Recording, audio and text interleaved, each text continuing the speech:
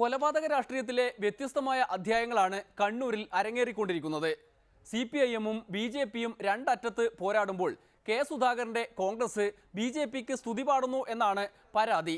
എല്ലാത്തിനെയും മറികടക്കാൻ അക്രമ രാഷ്ട്രീയത്തിനെതിരെ ഒരു പ്രതിഷേധ സംഗമം തന്നെ കോൺഗ്രസ് സംഘടിപ്പിച്ചു കളഞ്ഞു. പ്രതിഷേധ യോഗങ്ങളിൽ കെ സുധാകരന്റെ ശൈലി കൊലപാതകങ്ങളെ വർണ്ണിച്ചു പാടുക എന്നതാണ്. സുധാകരൻ ശൈലി പിന്തുടരുന്ന നേതാവ് സുമാ ബാലകൃഷ്ണന്റെ പ്രകടനമാണ് ഇപ്രാവശ്യം ശ്രദ്ധേയമായത്. നിങ്ങൾക്കറിയാം, ഞാനൊരു മറുനാടൻ മലയാളിയാണ്.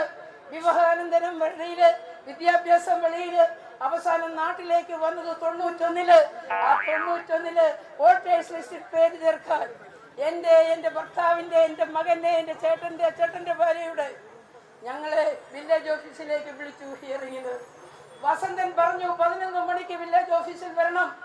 ഞങ്ങൾ 11 മണിക്ക് വില്ലേജ് ഓഫീസിൽ ചെന്നപ്പോ എന്റെ ഭർത്താവിന്റെ ക്ലാസ്മേറ്റായ ചില മാർക്സിസ്റ്റുകാർ പറഞ്ഞു, ഇപ്പം നിങ്ങളെ വിളിക്കില്ല, ഉച്ച കഴിഞ്ഞേ നിങ്ങളുടെ ബൂത്ത് വിളിക്കുള്ളൂ. ഞങ്ങൾ അവിടുന്ന് കടന്നുപോയി. ഞങ്ങളുടെ കയ്യിൽ വാഹനമുണ്ട്, വാഹനം ഓടിക്കാനുള്ള സംവിധാനം ഞങ്ങൾക്കുണ്ട്. ഞങ്ങളെ അവിടുന്ന് മാറ്റേണ്ടത് അനിവാര്യമായിരുന്നു എന്ന് പിന്നീടാണ് അറിഞ്ഞത്. കാരണം അവരിട്ട ഒരു തിരക്കഥ, അവരിട്ട ഒരു പ്ലാൻ അവിടെ നടപ്പാക്കണം. അങ്ങനെ ആ ചേലോറ വില്ലേജ് ഓഫീസിന്റെ മുന്നിൽ വെച്ച് നിരപരാധിയായ ചെറുപ്പക്കാരനെ ഒരു വട്ടമല്ല പല വട്ടം കുത്തി കൊന്നിരിക്കുന്നു.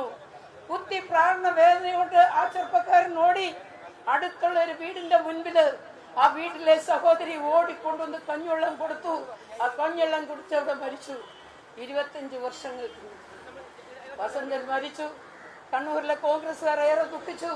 കാപ്പാട്ട് പ്രദേശത്തിലെ ഒരു മരത്തിന്റെ ഇലകൾ പോലും സ്തംഭിച്ചു നിന്ന സമയം വസന്തന്റെ അമ്മ എവിടുന്നോ ഓടി വന്നുകൊണ്ട് എന്നെ കയറി പിടിച്ചുകൊണ്ട് ചോദിച്ചു, എന്തിനാണ് എന്റെ പൊന്നുമോള്, എന്തിനാണ് എന്റെ സുമേച്ചി അവരെന്റെ മകനെ കൊന്നത്?